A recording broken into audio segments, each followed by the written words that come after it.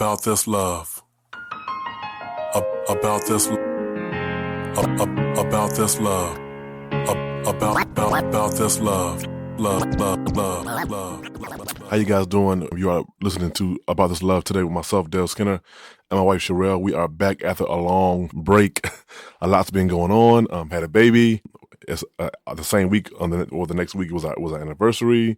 So today's episode, we just want to reflect over the past 3 years of our marriage and just have some discussion, have some dialogue. So this year, February 11th, made 3 years that we've been married. We are now going into our fourth year. The same a month. Earlier in the month, our daughter was born, second child. We've been off been on a break for a while, and while we've been off, we've been reflecting over the past 3 years of our marriage, and what we've learned, a lot of our achievements, a lot of our failures, and just kind of want to help people who are looking to get married or who are married, and just want to know that they're not alone. You're not alone.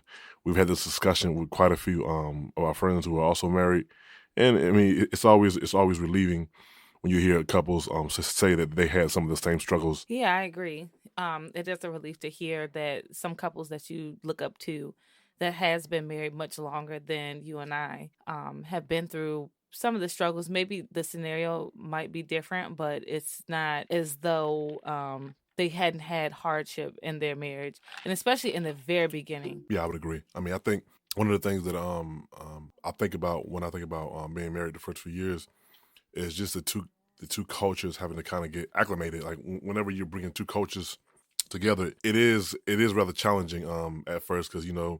oftentimes your spouse may do things differently, may cook differently, may just have a whole different routine that he or she may have gotten or developed from being in the culture, being around their mom and dad, just the culture of their parents' house.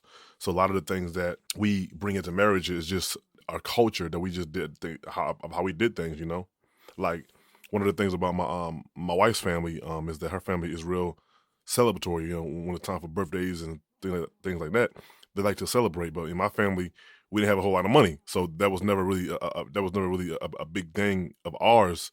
So now that when birthdays and stuff come around, while I'll say happy birthday, I won't really. In the beginning of our marriage, I really didn't go out of my way to do anything special.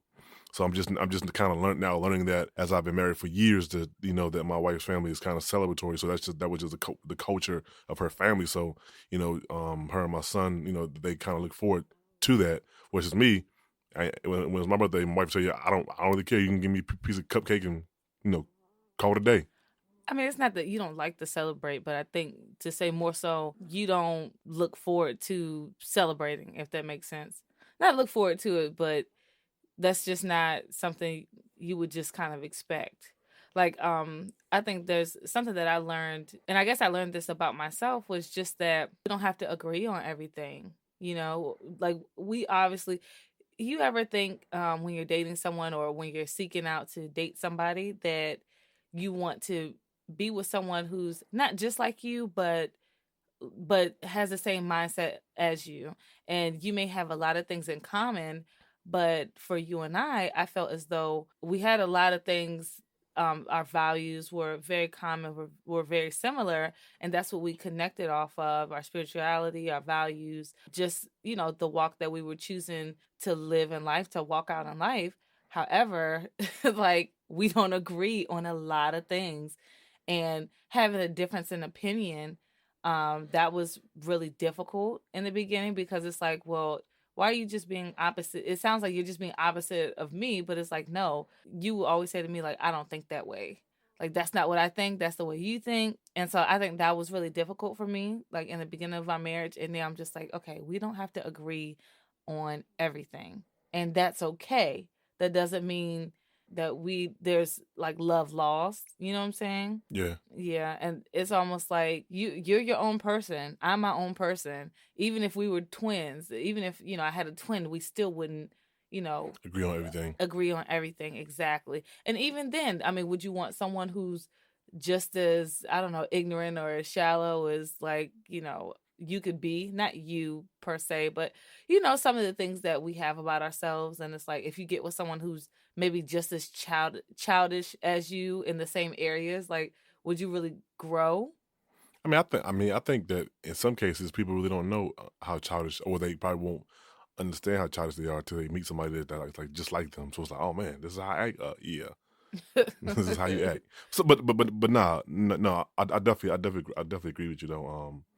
One of the other things that I've learned about being married, and it's funny because like I never really knew this, but and I guess I'll say it's because like when you are, and I was gonna say I don't like to argue. I don't not arguing, but I don't like to yell and scream. I think that when you are like engaging with coworkers or just friends that you don't really live with, it's cool to do that. But when you actually get a spouse and you realize, yo, I really don't like this at all. You know what I'm saying? Like recently, and it's not even in my own household. It's just like at work. It's like I come home to my wife. I feel like it's kind of like at times hostile in the sense that people just they just like to argue.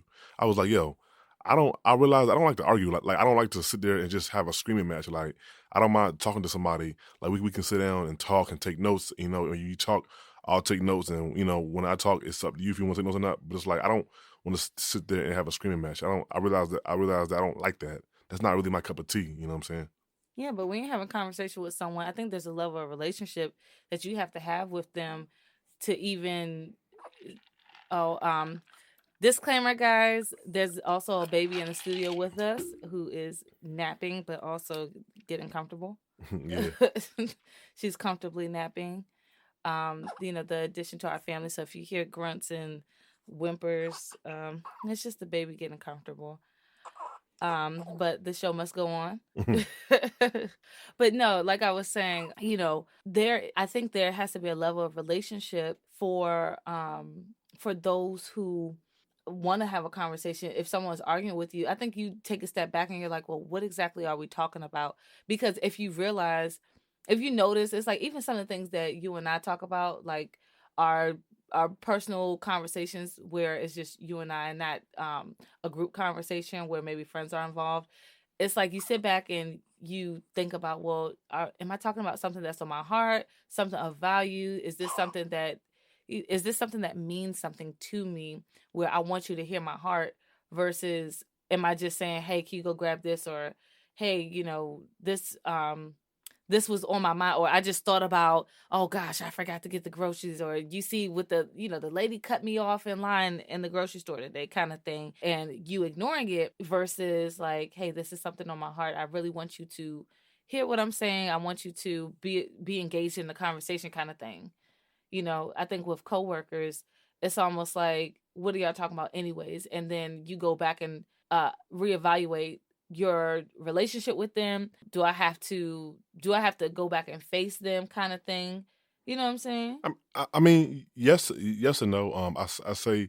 I say yes because with any outside relationship other than marriage or family, and even family, the relationship can somewhat, it can have a shallow approach to it, because it's like we just get come together every day for a common goal, and that's cool. But I think I'll say no because especially in my field, where the work can be very dangerous. Like it's like we have to be able to communicate, because us not communicating could be a matter of life and death for one of us. So it's like, no, Yeah. we have to be able to communicate.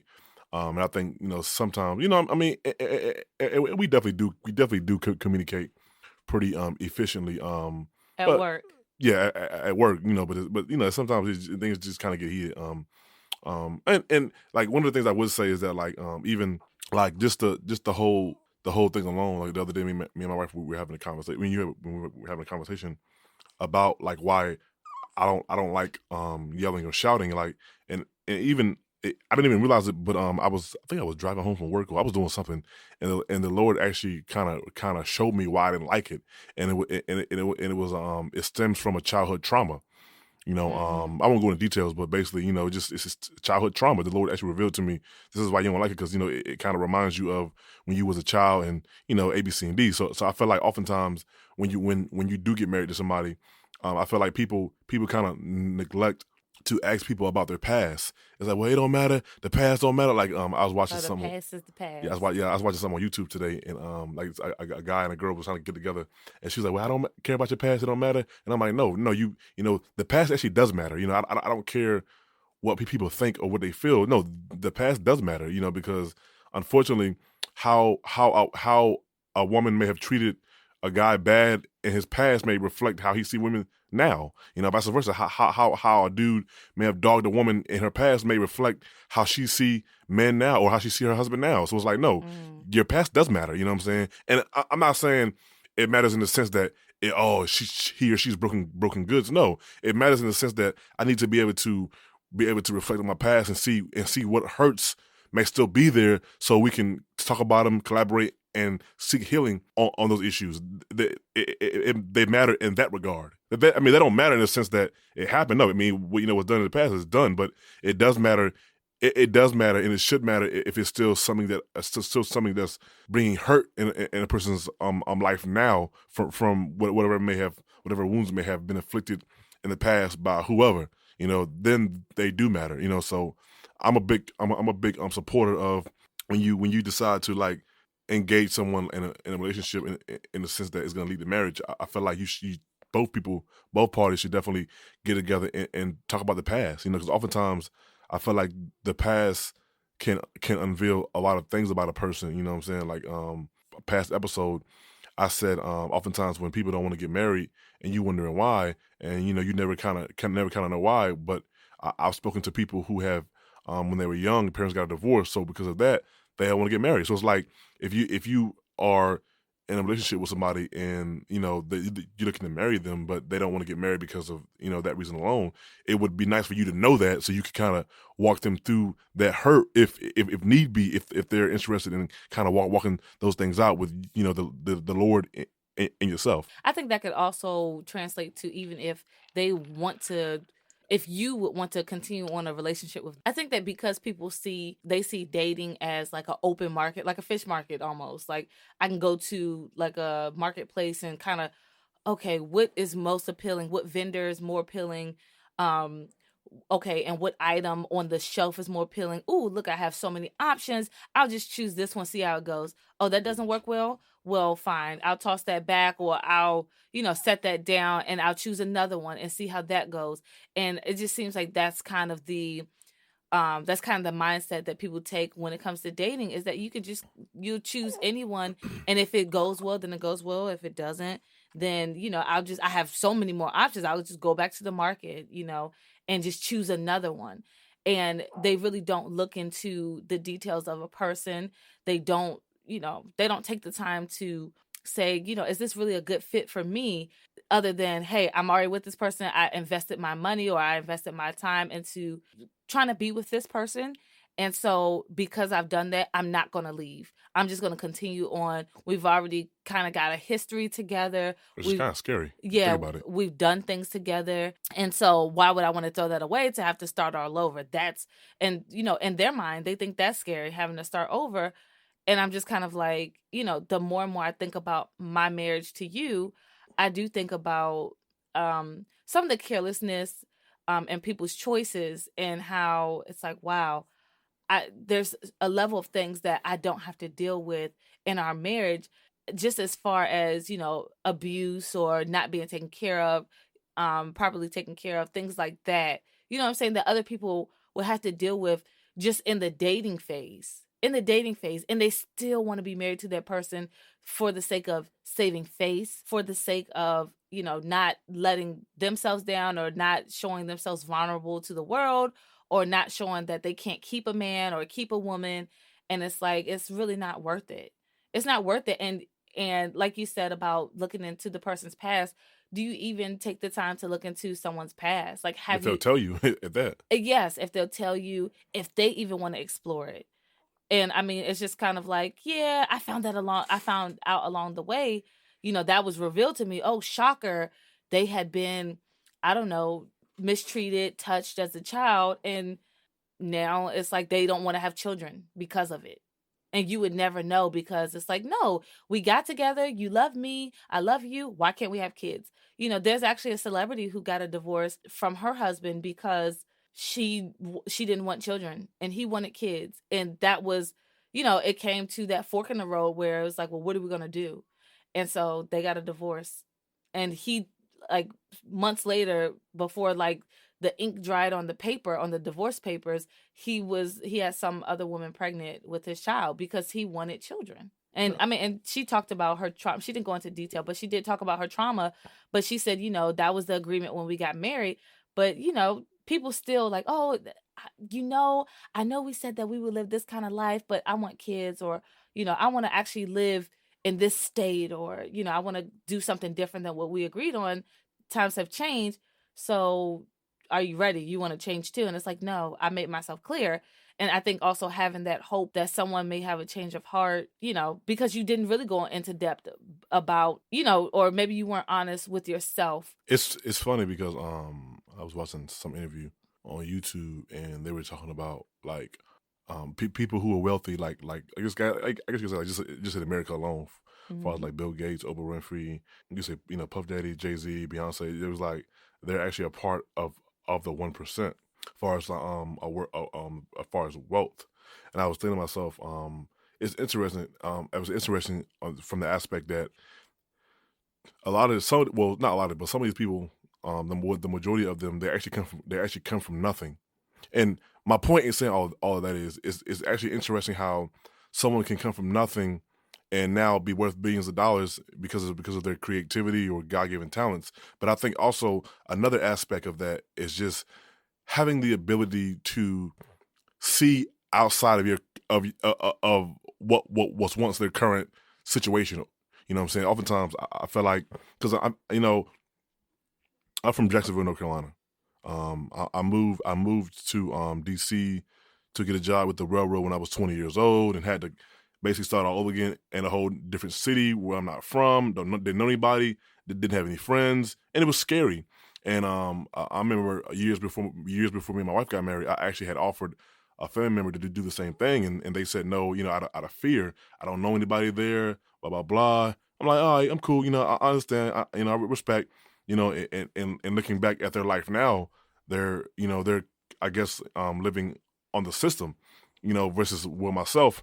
I'm not.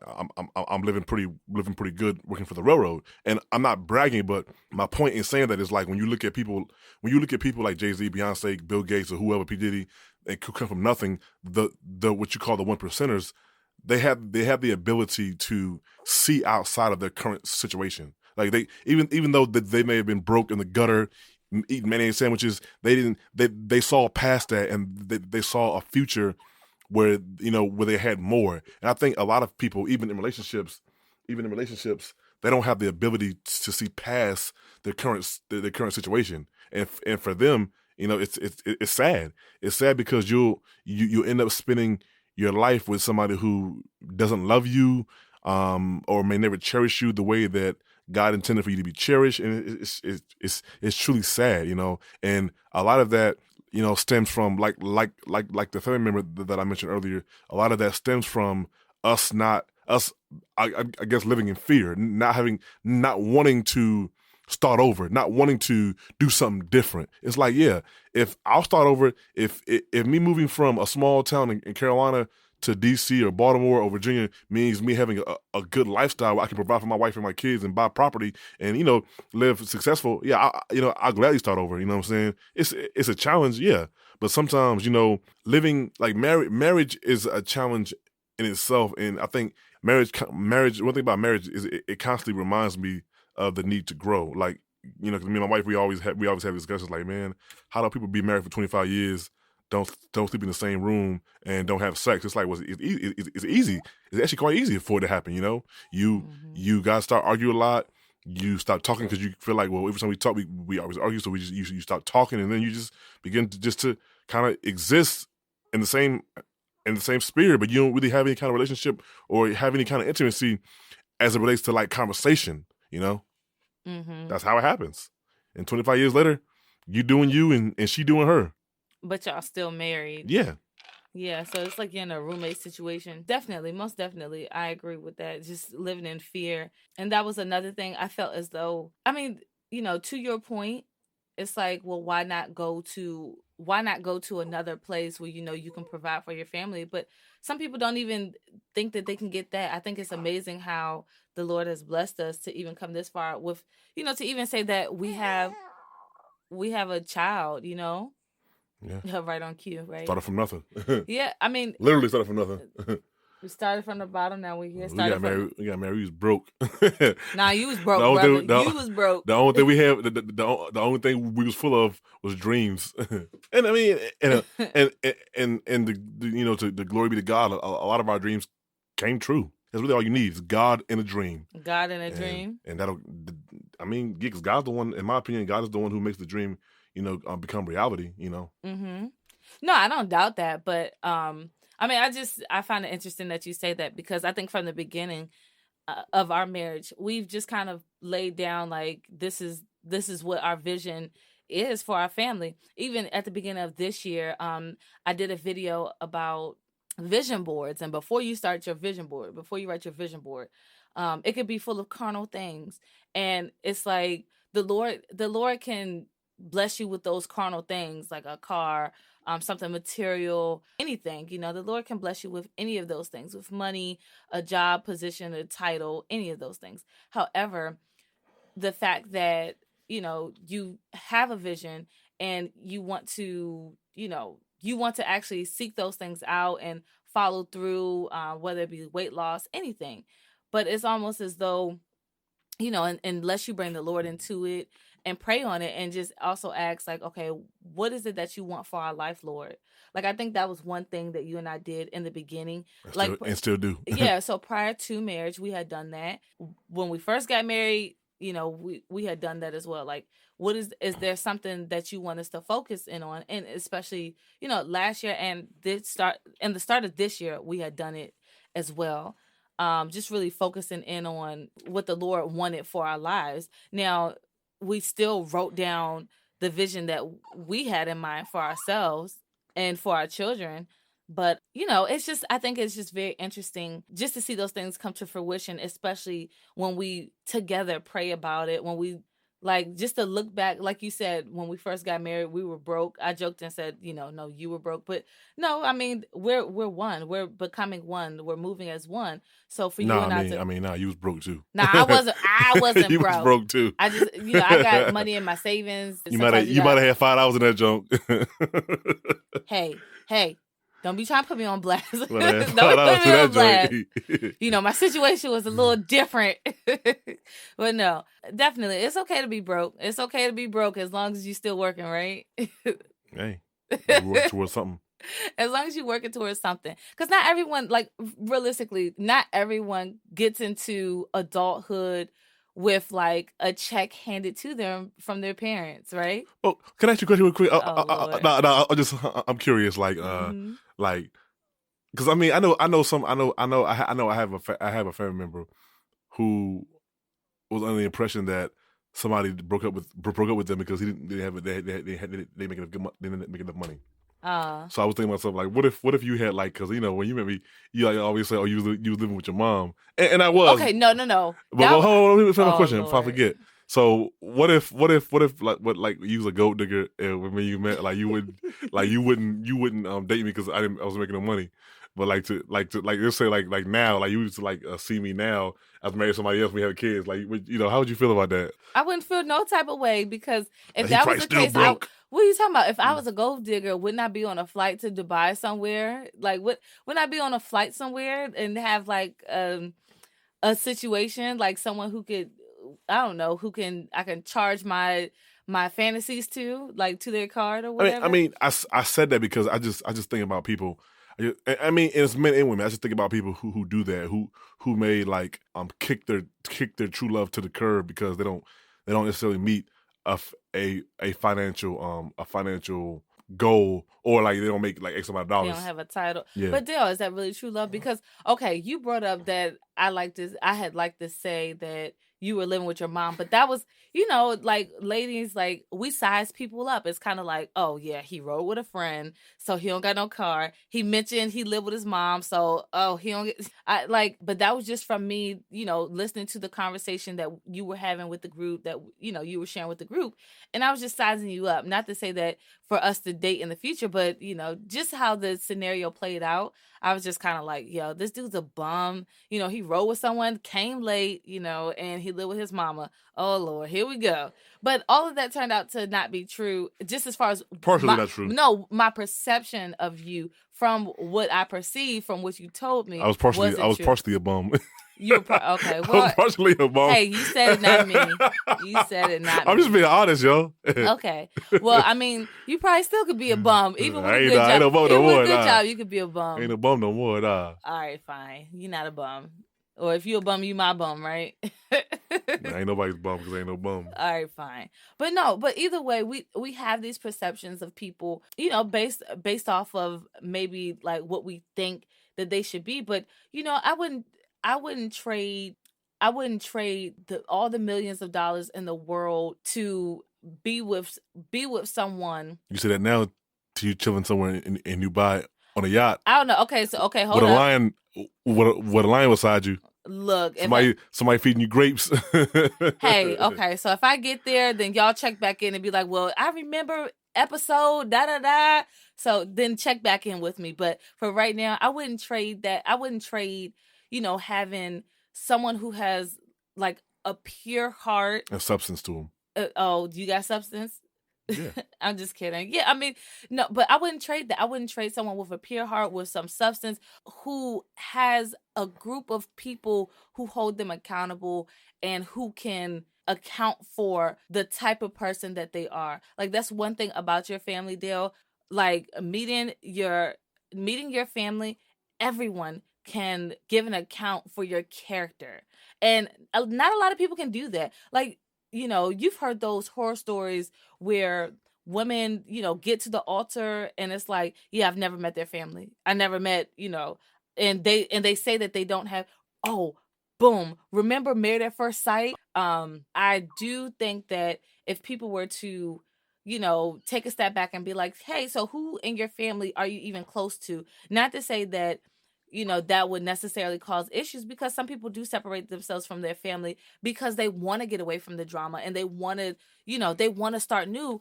But then who are you actually surrounding yourself around? Yeah, I mean, from Married at First Sight. I don't remember what season it is, but it's definitely an older season that I made Dale watch with me.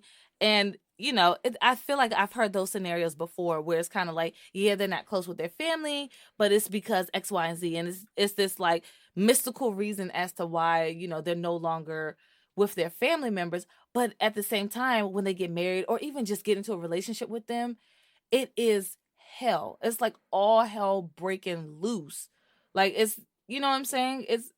It's almost like a terrible real life horror story. I mean, and this is gonna be to a close, but I don't think it's hell. I just think that in all seriousness, and the heart of God is that a lot of people, while they have a desire to be married, have a desire to be a husband, have a desire to be a wife, they've never actually seen a practical example.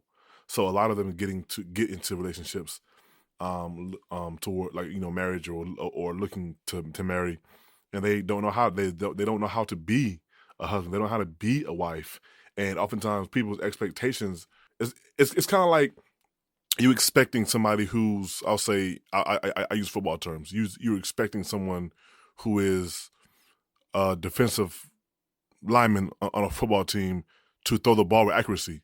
He's not a quarterback. He's a lineman. So why would he? I'm not saying he wouldn't, but that's not really the details of his job or of his position to throw the ball with accuracy. He's not doing that in practice. His job is to block or go or tackle the quarterback. So why would he know how to throw? So often I feel like people they have a desire to be married. They have a desire to be a wife, a mother, a husband, a father, but they don't know how. They've never had any practical examples. And I think that one thing about the Lord is that the Lord, he's righteous in the sense that he doesn't judge you for what you don't know, but he does present it to you or give you the opportunity to be presented to or to be around it, so that then he can judge you, hold you accountable. So I don't want to judge the gentleman. Now, yes, his behavior was very inappropriate, and it was kind of like off the wall. But in his defense, maybe from what he displayed from his past, and again,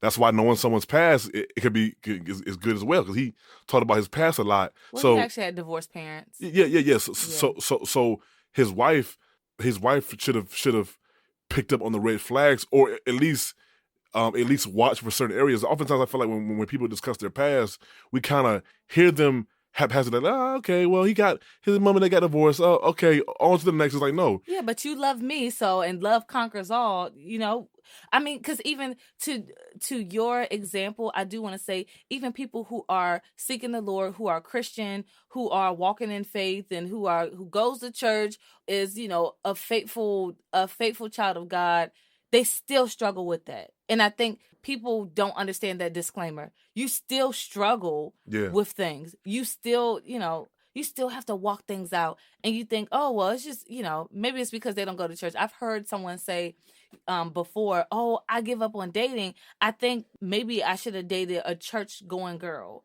or someone who believes in God or who loves going to church. In their mind, they thought it would be a different outcome for them. But it's like, people are still struggling, even those who go to church. Yeah, I mean, and that's one thing that I will say is the biggest fruit you have to have in marriage is patience, long suffering.